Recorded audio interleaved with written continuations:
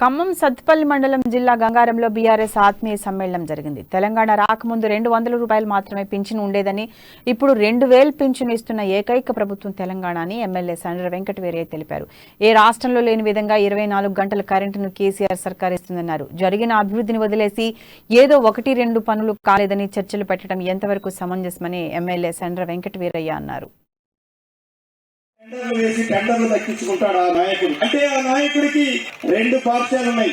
ఒకటి, ప్రజల్ని మభ్యపెట్టడం కోసం జరుగుతున్న పనిని జరగలేదని చెప్తాడు. సత్తుపల్లి ప్రజలకు గతంలో గౌరవనీయులు జగన్ వెంకటరావు గారు, గౌరవనీయులు ఇందాకనే మన జెండా ఆవిష్కరణ చేసిన మాజీ మంత్రివర్యులు తుమ్మల నాగేశ్వరరావు గారు ఏ రాజకీయ వారసత్వాన్ని కొనసాగించారు, దాన్ని ఎట్టింపు చేసిన తప్ప ఎక్కడ కూడా మనం తగ్గించలే. అభివృద్ధిలో వెనకబడలే, నైతిక విలువలు కాపాడలేక వెనుకబడలే.